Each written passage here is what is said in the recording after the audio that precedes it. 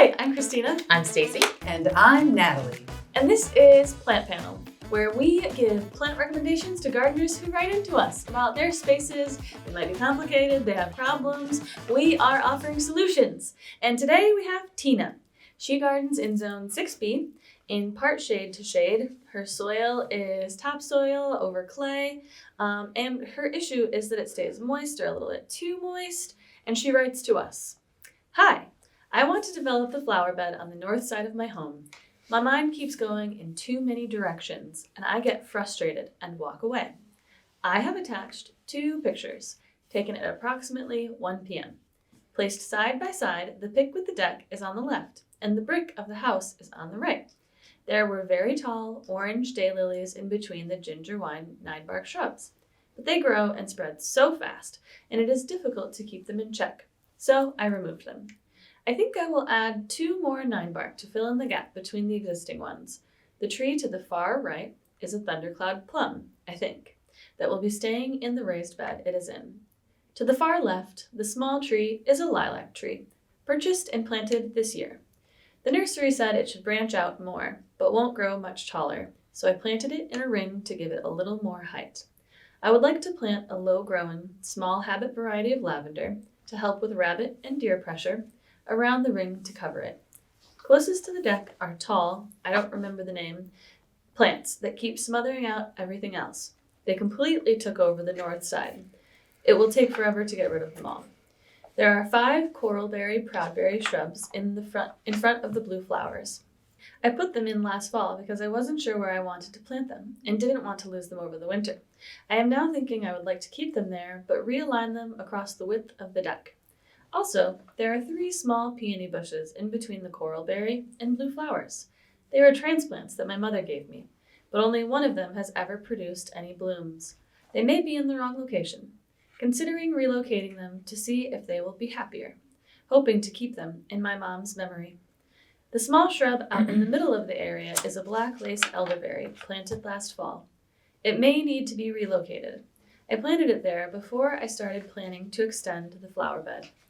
As you can see, my mind is running amok. Can you help? Please tell me if any of my plan makes sense or needs to be altered. Please make any suggestions you feel would work best. I watch Gardening Simplified and Proven Winners Color Choice on YouTube and love watching your thoughts and plans come to life in your viewers' gardens. Thank you, Teena. Wow, Teena. Thank you. This is amazing.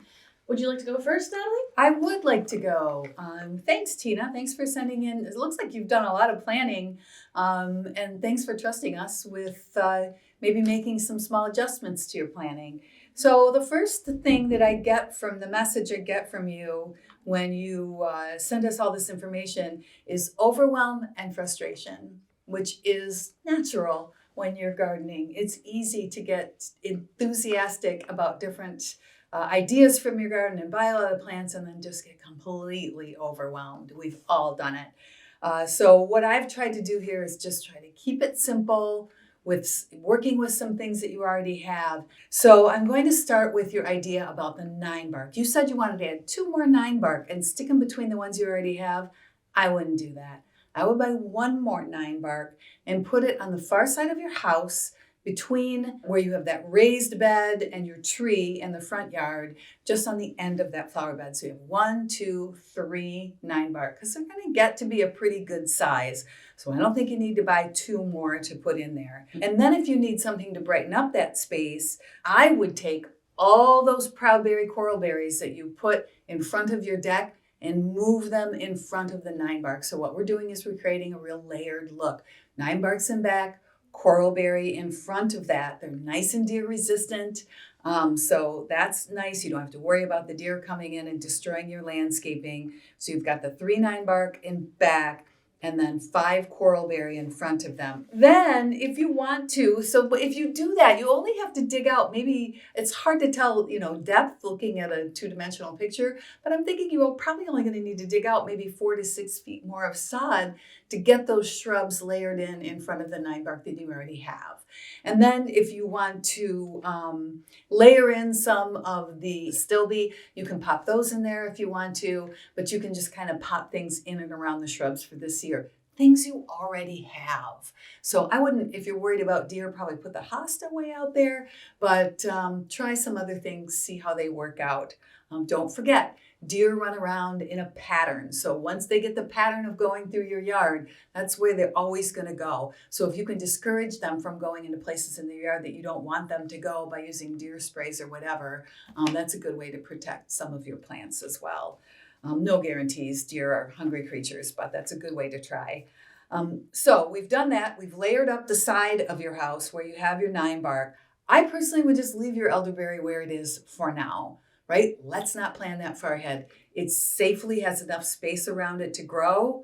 So I would just leave it for now and then focus the rest of my energies on your back deck area where we've already dug out your coralberry shrubs.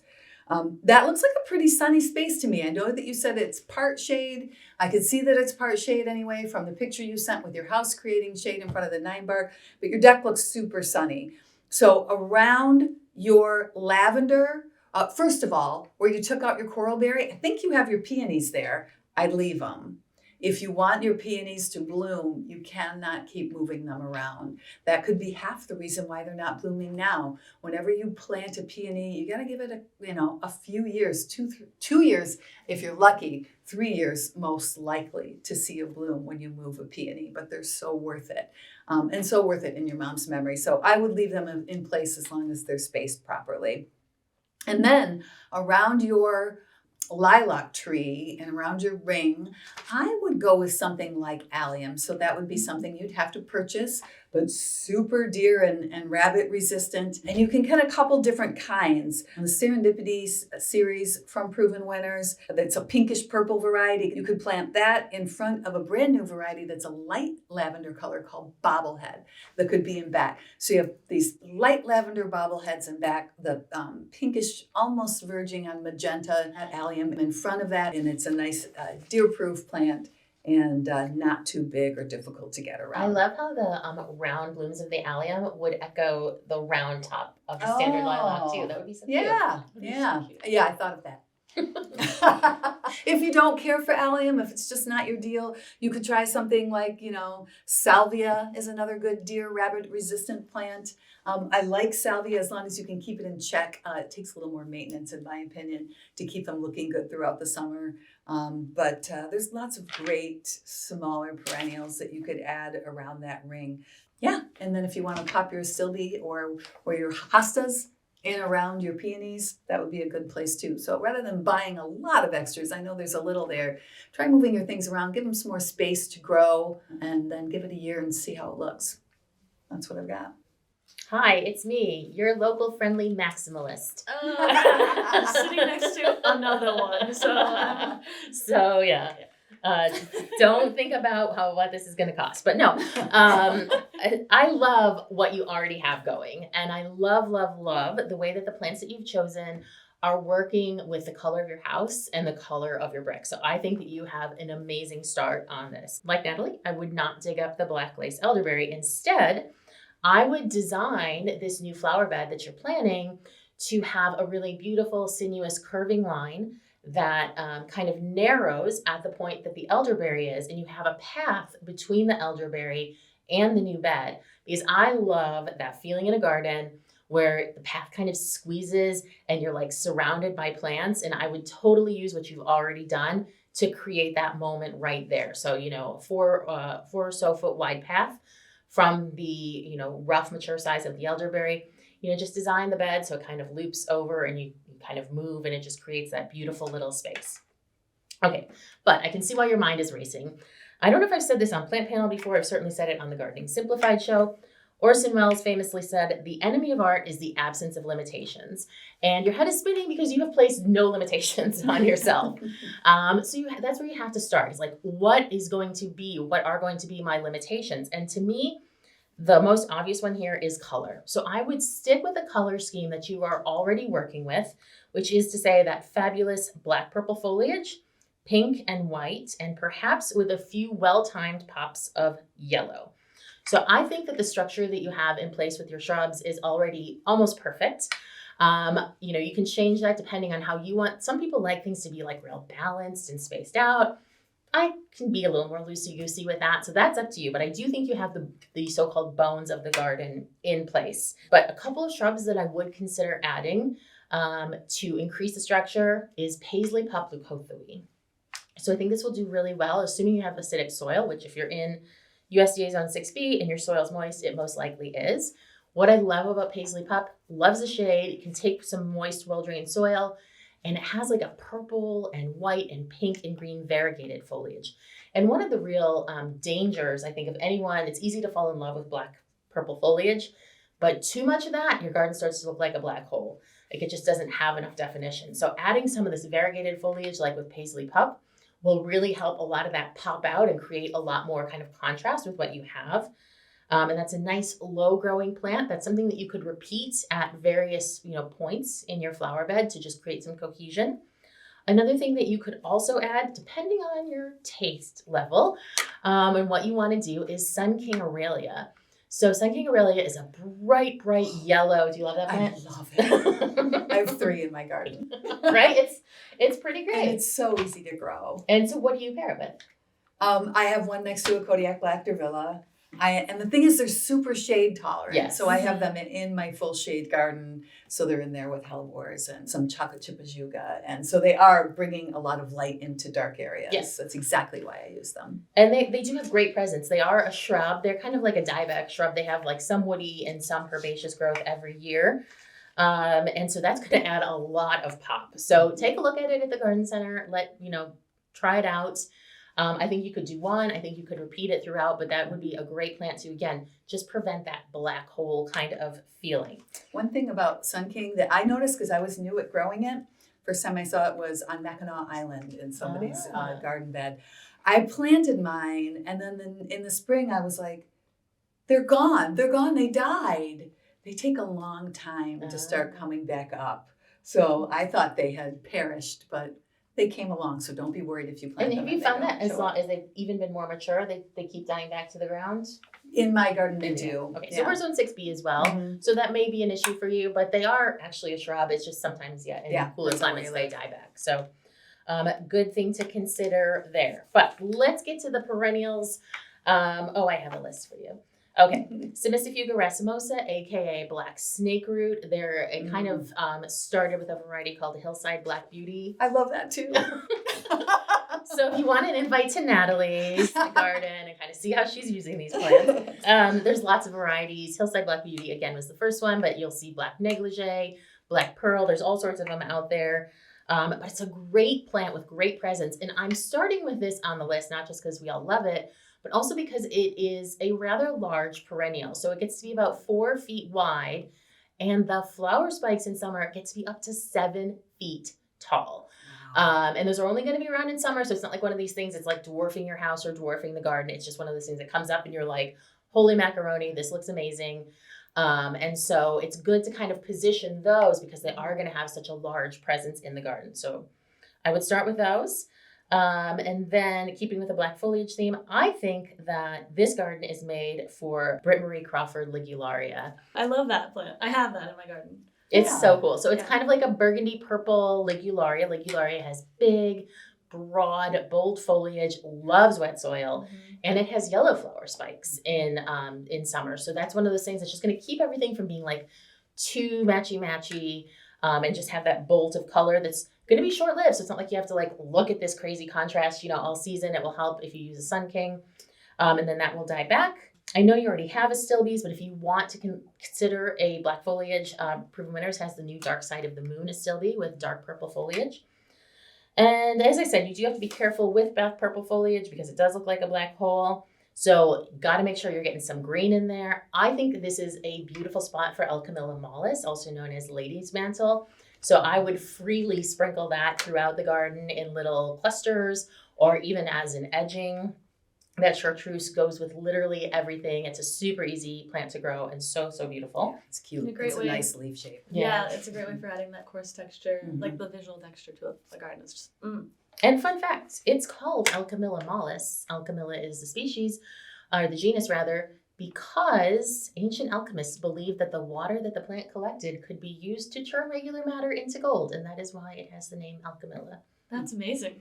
So fun story, just for people who visit the garden. Because that plant has these little hairs on its leaves, that the little beadlets of water. I love that. It's so pretty, and it's like after you go like in the morning and you like see the dew gathered on these beautiful leaves. It's just, I can see why they thought it was magical because it is. And yeah, you can't go. It is magical in a garden design perspective too, because it's just like you can't go wrong. It looks good with literally everything. It's like the blue jeans of gardens. I would add at least one Regerzia. Regerzia is a great texture plant that also loves wet soil and shade. You'll see this thing at the garden center. You're going to fall in love. I don't know anybody who hasn't fallen in love with that plant, but let's add a little more white and pink. Quick plant list here. Starship Deep Rose Lobelia, white and or pink obedient plant. I love these plants that are on this list that have white and pink options, because you could do all one or the other, or it's a great way to like have some white and some pink and just have that cohesion of like a theme and variation where you have white obedient plant, you have pink obedient plant. Most of these things I'm giving you are also deer resistant too. I didn't realize that deer were an issue for you. White and pink Japanese anemones. These are just a few things. There's going to be so many options, but here's the key for Teena and for anybody else who wants to start a flower garden. It's easy when you go to public gardens or you go to, fabulous flower gardens in England or whatever, to think that some expert just like walked in there, made a plan, it got planted, and they walked away and it's never been touched again. A flower garden is a perennial, if you will excuse the pun, work in progress. Mm-hmm. So what this is going to be is not the kind of thing where you just like go this year and buy all the plants and plant them and, like dust off your hands and walk away. It is a work in progress. So you have to try things out and treat it like an audition, and you are the director and you can come in there and you can change the actors, you can change their roles, you can change the way that they interact. And it's a process of refinement. So this is kind of just a starting point for you to play with. And you may find that things are, your taste is different. But I would say the most important thing as you move forward with this project is to give yourself permission to play, to experiment, and to move things around. As Rick says on the Gardening Simplified show, his plants have been moved so much they're eligible for frequent flyer miles. So if you do that, you're definitely in good company. I agree that a garden is a work in progress. As a person who moved into a house and just ripped out like probably a third of the lawn, I would say just take it bit by bit. So you want to expand the bed, just expand it a little bit. It doesn't look like you've done it yet.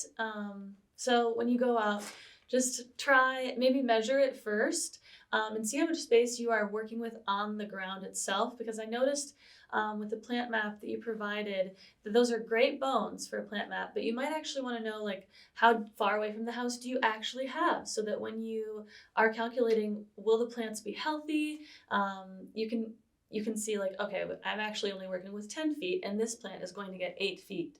It might be helpful as a note before I begin. So I'm going to mostly work with the plants that you have now and kind of rearrange some things, offer some feedback on the layout that you have, because it's lovely and your heart made it. And I think that the bones are great. So I'll start off with the blue flowers by your porch. So those look like an Agastache or maybe a Nepeta. The photo was a little too blown out for me to tell exactly what. Great plant for pollinators and great plant for full sun. Obviously not a plant that you want in that spot, so it might be worth digging it up and giving it to neighbors or something, because it's just a nice plant for filling in space. But you don't want it, so get it out of there. So from your bed, I'm going to move from left to right. So I'm going to go from the lilac tree to the plum tree. Starting off with the lavender, going around your lilac tree, I would recommend maybe like a pink one, like the Rosea or Elegance Pink, so that it would tie in the pink from those proudberries that you have. Because like Stacey, I think that the garden needs a color story. I think you can really stick with what you've already got there. So you've got your burgundies, your pink, and then that pretty like bluey purple. And then within that lavender, I would actually plant some of the Veronica, because I think a garden, and this is just my personal preference, so you don't have to do it, I like a garden that looks lush and not so beep bop boop, like everything is exactly in place. But I think you could break it up with some of the Veronica in there, just make it a little wild looking. And then the other group, so that would be a group of 3, and then the other group of 3 would go farther into the bed. We'll get there. The peonies, I would pick those up in the fall, and I would move them to that corner area of your deck.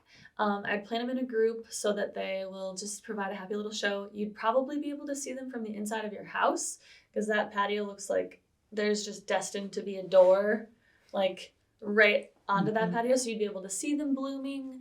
And that's a big part of having memory plants, is being able to enjoy them. The plan of having the coral berries by the porch, I think that's fun. You have them in a line in the drawing that you provided. I think maybe having them in kind of a loose, irregular group would lend more toward like that like wild, cohesive look. And then like you have in your plan, I like those plum heuchera. You could plant those in the group right there. And that provides great visual contrast between the tiny little fine textured foliage of the proudberries with those large hosta leaves, and the color story is beautiful. Speaking of color story, I'd leave that elderberry where it is also, because when you're enjoying the space from farther back, being able to see the color expand across the space kind of leads it, like it makes it feel like it's all part of one puzzle. Unless you would like to put that elderberry in the corner where there's that big blank space between the 2 Ninebarks and your big plum tree. You'd have to move it out away from your house a bit. But a caveat with that is that when it would be getting that less sun exposure, it wouldn't get as dark of foliage. And sometimes people don't really like it when it's just like the edges of the leaves are burgundy and the middles are that more of like I think it's a pretty, like a romantic dusty green, but sometimes people don't like it, especially if you bought it for that burgundy foliage. So if you don't put the elderberry there, put a Ninebark there. Like Natalie, I think adding 2 more is a little bit too much. It's a little bit too squished. I would say that if you put 1 more there, it would add balance to the house. And then I want to immediately imbalance it with, you wanted hydrangeas in front of those Ninebarks. I think you're going to have to use deer repellent if you plant any hydrangeas, but like Natalie said, if you're really about it and you go after it for a while, you could go with one of 2 options. The first is an oak leaf, Gatsby Gal. It stays a bit smaller, and it would stay even smaller because it's going to get less sun exposure there. So it would probably work in front of your Ninebarks because they're going to get a little bit taller, but it's got that nice wide visual, coarse visual texture, which would play well with the heuchera that you have in your garden. And if you don't like the oak leaf, I would then say, let's dance Skyview hydrangeas, because they have a really pretty light bluish purple flower that would match, and most of the time, you might have to amend your soil, maybe not, that would go really well with the Veronica that you have, especially if you like the echo of color around your space. So I would put that off center so that it's not, everything isn't just exactly like spread across the space.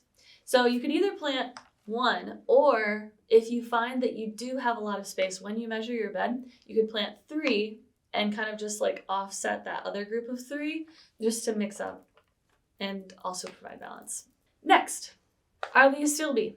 I don't know what color they are, so hopefully they fit into your color story, but you already have them, and I think that it would be great to use those right in front of that newly planted Ninebark, because that's a nice shady spot. You say the soil is moist, great. Astilbe do not like dry shade, and you don't have dry shade, so you could even get more if it ended up looking a little empty. I would plant those in between the Ninebark and the heuchera that you had planned to plant right in that spot.